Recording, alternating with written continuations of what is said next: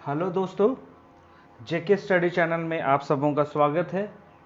तो अभी जो हम लोग जो देख रहे हैं, अभी जो चर्चा का विषय चल रहा है राष्ट्रपति चुनाव को लेके। तो अभी एनडीए ने अपना उम्मीदवार को नमोनित किया है और वो है आपकी श्रीमती द्रौपदी मुर्मू।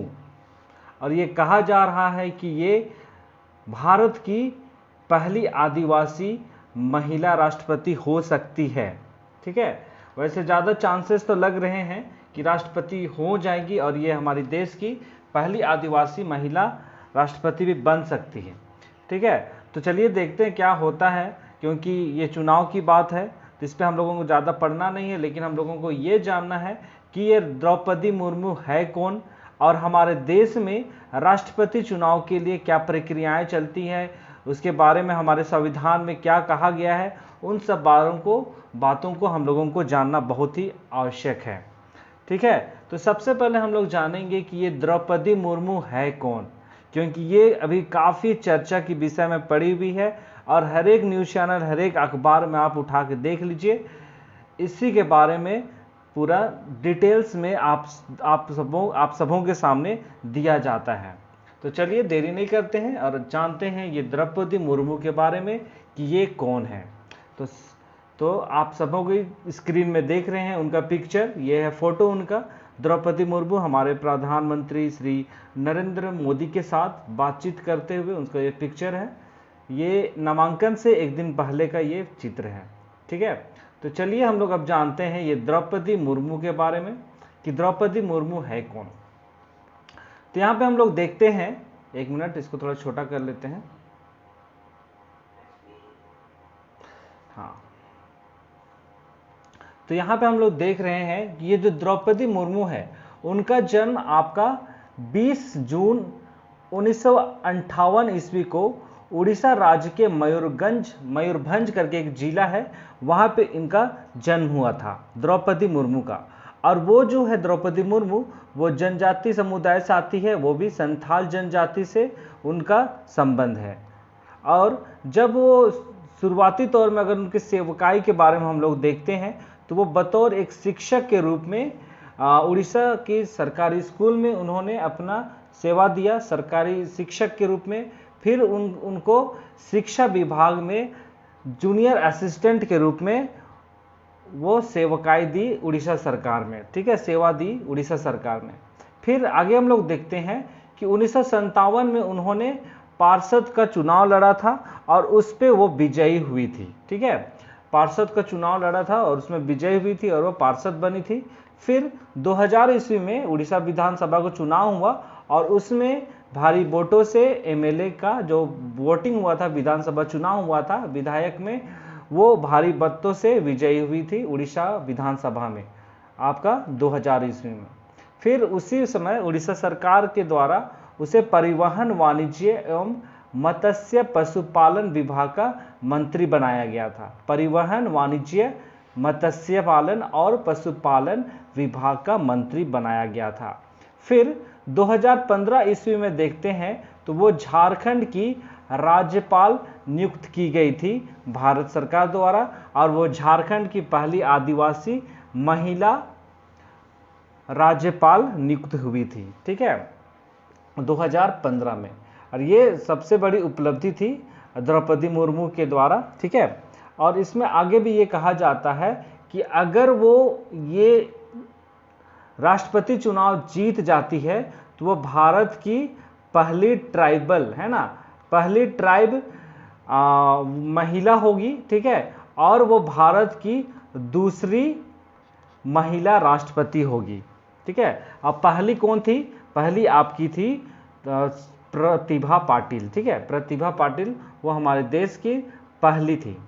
चलिए अब हम लोग आगे चलते हैं। द्रौपदी मुर्मू के अगर वो उम्मीदवार है और राष्ट्रपति अगर वो बन जाती है तो उनके मायने क्या है अगर वो बन जाती है। तो जैसा यहाँ पे पॉइंट में कह रहा है कि महिलाओं का संसद और विधानसभा में महिलाओं का प्रतिनिधित्व की कम है। मतलब यही कहा रहा है कि संसद भवन हो या विधानसभा हो, वहाँ पे महिलाओं का प्रतिनिधित्व काफ़ी कम रहता है। अगर वो राष्ट्रपति बन जाती है तो महिलाओं के लिए एक आदर्श के रूप में रहेंगी और वो उसको देख के अन्य महिलाएं राजनीति पे आने का विचार करेंगी। ठीक है, और इसमें यह कहा गया है कि अगर राष्ट्रपति बन जाती है तो वो शीर्ष पद में, माने भारत की जो देश की जो पहली नागरिकता होती है उन्हें दिया जाएगा। और वो सबसे बड़ी बात क्या है, वो एक ट्राइब समुदाय से बिलोंग करती है, तो इसके द्वारा यहाँ पे महिला सशक्तिकरण का एक बेहतर संदेश, बेहतर नमूना हम उन्हें देखने का देख सकते हैं, महिला सशक्तिकरण के नज़र से देखेंगे तो। ठीक है, और इसमें यह भी कहा गया है कि वो आदिवासी समाज को मुख्य धारा से जोड़ने में मदद मिलेगा। अभी तक जैसा हम लोग देखते आए हैं कि आदिवासी को या दलित हो, उसको सिर्फ वोट बैंक के रूप में इस्तेमाल किया जाता है। अगर वो एक स्ट्रॉन्ग प्रेसिडेंट बनती है, अगर वो बन जाती है और स्ट्रॉन्ग उसका डिसीजन, हर एक चीज़ डिसीजन स्ट्रॉन्ग होता है, तो वो अपनी आदिवासी समाज को भी मुख्य धारा से जोड़ने के लिए वो काफ़ी काम कर सकती है। ठीक है, तो ये मायने हो सकते हैं अगर वो बन जाती है तो। और आगे हम लोग अब देखेंगे, जैसा हम सभी को जान गए कि वो कौन समुदाय से थी, वो थी आपका संथाल जनजाति से। तो उसी के बारे में, संथाल जनजाति के बारे में भी थोड़ी सी जानकारी हम लोग ले लेते हैं। तो ये जो संथाली जनजाति है वो भारत की दूसरी सबसे बड़ी जनजाति है। ठीक है, दूसरी सबसे बड़ी जनजाति है संथाल। और ये जो संथाली जनजाति है वो पूर्वी भारत में काफ़ी देखने को मिलता है। आपका झारखंड, बिहार, पश्चिम बंगाल, उड़ीसा, असम, इन सारे जगहों पे भारी जनसंख्या में उन्हें देखा जाता है। और अगर भारत देश के बाहर देखते हैं तो बांग्लादेश में लगभग 2 लाख लोग बांग्लादेश में है संथाल जनजाति के लोग, और नेपाल में लगभग 10,000 लोग संथाल जनजाति से बिलोंग करते हैं। ठीक है, और जो ये संथाल जनजाति है उसकी जो भाषा है वो संथाली भाषा होती है। ठीक है, और उसकी जो लिपि है वो आपका ओल चिकी लिपि है। और उसके बाद आगे में आप जो स्वर्गीय पंडित रघुनाथ मुर्मू का नाम देख रहे हैं, वो ओल चिकी लिपि के निर्माता है। उनके द्वारा इस लिपि का रचना किया गया, उसका आविष्कार किया है स्वर्गीय पंडित रघुनाथ मुर्मू द्वारा। ठीक है, चलिए अब हम लोग आगे चलते हैं। अब ये जो संथाल ट्राइब है उसकी क्या भूमिका रही थी हमारे स्वतंत्रता आंदोलन में, उसकी क्या भूमिका रही है उसके बारे में हम लोग थोड़ी सी जानकारी देख लेते हैं। तो यहाँ पे सबसे बड़ी भूमिका थी, उन्होंने संथाल विद्रोह चलाया था। ठीक है, संथाल विद्रोह चलाया था, वो भी आपका 1855 ईस्वी में। ठीक है, और ये संथाल विद्रोह चलाने का मुख्य उद्देश्य था, जो भूमिका इस आंदोलन में मुख्य भूमिका निभाई थी वो 2 भाई थे, सिद्धू और कान्हू। ठीक है, सिद्धू और कान्हू, उनके द्वारा मुख्य भूमिका निभाया गया था इस आंदोलन में। और इसका मुख्य उद्देश्य था दिकुओं का विरोध करना। जो यहाँ पे आप लोग जो दिकू वर्ड देख रहे हैं वो दिकुओं का विरोध करना। दिकुओं का मतलब होता है कि उस राज्य से जितने बाहर के लोग थे, चाहे वो ब्रिटिश कंपनी के लोग थे, चाहे वो जमींदार थे, चाहे वो ब्रिटिश साम्राज्य के मंत्रीगण थे, पुलिस थे, सिपाही थे, सारे लोगों का वो विरोध करते थे, क्योंकि उनके द्वारा से उनके समाज के लोगों का शोषण किया जाता था, उन्हें सताया जाता था और उनकी जमीनों को, उनकी भूमियों को हड़पने का भी काम करते थे। इसलिए संथाल जनजाति के द्वारा यह विद्रोह किया गया था। ठीक है, और इस विद्रोह के दौरान कंपनी को, जो ब्रिटिश गवर्नमेंट था, उनको ये कह भी दिया गया था कि ये संथाल क्षेत्र एक स्वतंत्र क्षेत्र है, इस पे कोई भी कंपनी का अधिकार नहीं होगा, ये कह दिया गया था सिद्धू कान्हू के द्वारा। ठीक है, लेकिन यहाँ पे आप लोग देख रहे हैं 1900, माफ कीजिएगा, यहाँ पे 1856 होगा। ठीक है, 1856 ईस्वी को कंपनी के द्वारा इस आंदोलन को कुचल दिया गया और इस आंदोलन को पूरी रीति से समाप्त कर दिया गया। लेकिन इस आंदोलन के द्वारा यही बदलाव आया कि ब्रिटिश गवर्नमेंट इस संथाल जनजाति के लोगों के द्वारा, इस क्षेत्र के लोगों के द्वारा काफ़ी भयभीत हो चुके थे, फिर से इस तरह का आंदोलन ना हो, इसलिए उन्होंने एक एक्ट लागू किया, संथाली भूमि को गैर संथाली नहीं ले सकते हैं। मतलब यहाँ बगल में जो देख रहे हैं संथाल परगना टेनेंसी, ठीक है, संथाल परगना एसपीटी एक्ट करके उन्होंने ये एक्ट लाया और इस पे यही कहा गया कि इस पे जो गैर संथाली हैं या गैर आदिवासी हैं वो संथाल जमीन के या आदिवासी जमीन को छू भी नहीं सकते हैं, उसको ले भी नहीं सकते हैं, ठीक है। तो इसके द्वारा मतलब यही देखा गया कि ब्रिटिश गवर्नमेंट इस आंदोलन से काफ़ी डर चुके थे। चलिए अब हम लोग मुख्य बात पे आते हैं। अब हम लोग देखेंगे भारत के राष्ट्रपति के बारे में, हमारे संविधान में क्या कहा गया है, हमारे पॉलिटिक्स नज़र से, पॉलिटिकल नज़र से देखेंगे कि भारत का राष्ट्रपति क्या होता है। तो जैसा हम सभी को जानते हैं कि ये हमारा जो भारत देश है वो एक गणराज्य राज्य है और जो भारत का राष्ट्रपति जो होता है वो भारत का पहला नागरिक होता है, ठीक है। और संविधान भाग 5 में भारत के राष्ट्रपति की योग्यता दिया गया है, चुनाव की पद्धति दी गई है और अगर किसी राष्ट्रपति को हटाना है तो महाभियोग के द्वारा हटाना है, उसका जिक्र भी किया गया है संविधान भाग 5 में। हमको इन बातों को ध्यान देना है। और ये जो राष्ट्रपति है वो कार्यपालिका हो, विधायिका हो, न्यायपालिका हो, इनका वो औपचारिक प्रमुख होता है, ठीक है। इनडायरेक्टली वो उस पे उसका हेड होता है, ठीक है। इन बातों को देखना है। और वो जो होता है वो भारतीय सेना का कमांडर इन चीफ होता है। मतलब जितने भी हमारे 3 फॉर्मेट है ना सेना के, एयरफोर्स है, थल सेना है और जल सेना है, तो इन तीनों फॉर्मेट के वे प्रमुख होते हैं, हेड होते हैं, जिसपे कमांडर इन चीफ उसको कहा जाता है, ठीक है। चलिए अब आगे चलते हैं कि ये जो हमारा संविधान है उस पे राष्ट्रपति चुनाव के बारे में क्या कहा गया है। जैसा कि हमने देखा कि भाग 5 में, संविधान के भाग 5 में, तो उसमें ये कहा गया है अनुच्छेद 52 में कि भारत का एक राष्ट्रपति होगा, ठीक है। उसके बारे में ये कहा गया है कि देश का प्रथम नागरिक होगा और भारत को चलाने के लिए, भारत के कानून को, विधि को चलाने के लिए एक राष्ट्रपति होगा। और 1900 बोलते हैं, माफ कीजिएगा, अनुच्छेद 53 में संघ की कार्यकारी शक्ति राष्ट्रपति में निहित होगी। मतलब जो भी कार्यकारी समिति जो बनेगी उसका राष्ट्रपति के द्वारा ही उसको शामिल किया जाएगा। मतलब राष्ट्रपति ही उनका प्रमुख होगा औपचारिक रूप से, ठीक है।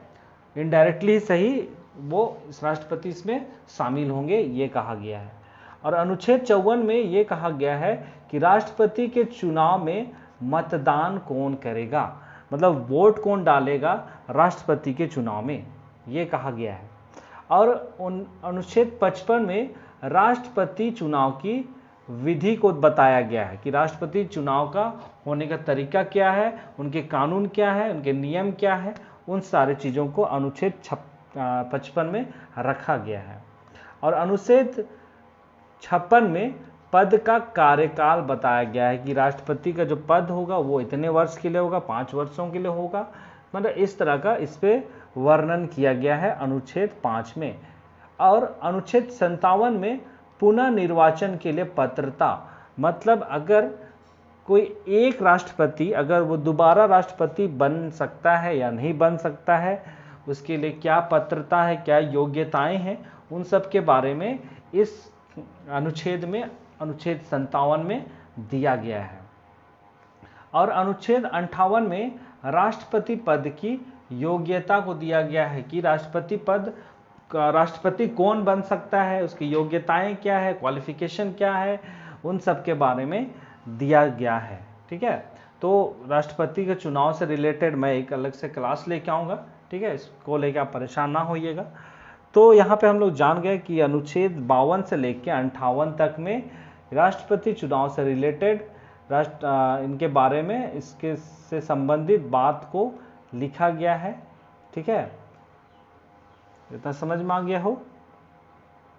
अब हम जानेंगे भारत के चर्चित राष्ट्रपति, मतलब जो चर्चा में रहे थे उनके बारे में, ठीक है। जो काफ़ी महत्वपूर्ण है हमारी हर एक एग्ज़ाम के लिए, इन बातों को ध्यान देना है। तो यहाँ पे सबसे पहला देख रहे हैं कि प्रतिभा देवी सी पाटिल, वो हमारे देश की 12वीं है ना 12वीं राष्ट्रपति थी। ठीक है, प्रतिभा देवी सी पाटिल, और उसका जो कार्यकाल था जुलाई 2007 से 2012। ठीक है, और वो देश की पहली महिला राष्ट्रपति थी, इसलिए उनका जानकारी रखना काफ़ी महत्वपूर्ण होगा। आने वाले समय में ये क्वेश्चन आ सकता है कि भारत देश की पहली राष्ट्रपति कौन है।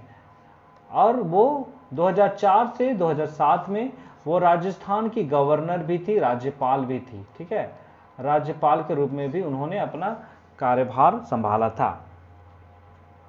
चलिए अब हम लोग जानेंगे, अगला है डॉक्टर APJ अब्दुल कलाम के बारे। वो हमारे देश के 11वें राष्ट्रपति थे और उनका जो कार्यकाल था वो 2002 से 2007 ईस्वी तक था। और उन्होंने एरोनॉटिकल इंजीनियरिंग से डिग्री प्राप्त की थी IIT मद्रास कॉलेज के द्वारा। ठीक है, और उन्होंने सैटेलाइट और मिसाइल विकास कार्यक्रम में अहम योगदान उन्हें दिया गया था, और इसी योगदान को देखते हुए उन्हें मिसाइल मैन भी कहा जाता है। और अगला देखिए, ये भी काफ़ी महत्वपूर्ण स्थान रखते हैं KR नारायणन, और उनका जो कार्यकाल था वो 1997 से 2002 ईस्वी तक था। और वो जो थे राष्ट्रपति और उपराष्ट्रपति, वो दोनों पद पे रह चुके थे, और वे भारत के पहले दलित राष्ट्रपति थे। इनको मुख्य रूप से याद रखना है, भारत के पहले दलित मुख्यमंत्री माफ कीजिएगा राष्ट्रपति थे, और दूसरा आपका अभी जो वर्तमान में है मुख्यमंत्री वो थे। ठीक है, और तीसरा पॉइंट हम लोग देखेंगे कि वो 3 बार लोकसभा के सदस्य रह चुके हैं, और वो एक सफल राजनयिक भी हैं, मतलब थे। ठीक है, तो ये जो सब चीज़ था वो काफ़ी महत्वपूर्ण स्थान रखता है, जानकारी रखता है परीक्षाओं के लिए, करंट अफेयर की जानकारी के लिए। लेकिन वर्तमान में हम लोगों को मुख्य रूप से याद करना है द्रौपदी मुर्मू को। ठीक है, वो भारत की, अगर वो बन जाती है तो वो भारत की पहली आदिवासी है ना, पहली आदिवासी राष्ट्रपति होंगी। और वो अगर स्ट्रॉन्ग कैंडिडेट है तो वो जरूर विजयी होंगी, और जब वो पद पे आ जाती है और वो अपने खुद के डिसीजन को लेके चलेगी तो जरूर आदिवासी समाज का विकास होगा, हमारे देश का विकास जरूर हो सकता है। क्योंकि वो झारखंड की वो राज्यपाल थी तो उसका एक अलग नज़रिया था, वहाँ पे वो पार्टी के हिसाब से नहीं चलती थी, वो जनता को सोच के, राज्य को सोच के वो अपना काम करती थी। सही है गलत है उसके अनुसार से वो डिसीजन लेती थी, वो पार्टी के अनुसार से नहीं लेती थी। ठीक है, तो उसी प्रकार वो अगर देश की राष्ट्रपति के रूप में काम करती है तो भारत देश के लिए ये काफ़ी अच्छी बात होगी। ठीक है, तो चलिए आज हमने जाना राष्ट्रपति उम्मीदवार श्रीमती द्रौपदी मुर्मू के बारे में, उसके ट्राइब के बारे में, और उनका ट्राइब संथाल जनजाति के द्वारा संथाल विद्रोह में कितनी अच्छी भूमिका रही उनके बारे में हमने जाना, और भारत के राष्ट्रपति के बारे में हमने जाना, और चुनाव प्रक्रिया क्या है, संविधान में क्या उल्लेख है, और भारत के प्रमुख चर्चित राष्ट्रपतियों के बारे में भी जानकारी प्राप्त किया। तो आप सबों को क्लास कैसा लगा, वीडियो पसंद आया हो तो वीडियो को जरूर से जरूर आप लाइक कीजिए, शेयर कीजिए, और चैनल को जो नए हैं वो सब्सक्राइब कीजिए, बेल आइकन को जरूर प्रेस कीजिए। ठीक है, तो मिलते हैं अगले कोई टॉपिक के साथ, तब तक आप लोग बने रहिए JK स्टडी चैनल के साथ। चलिए बहुत बहुत धन्यवाद।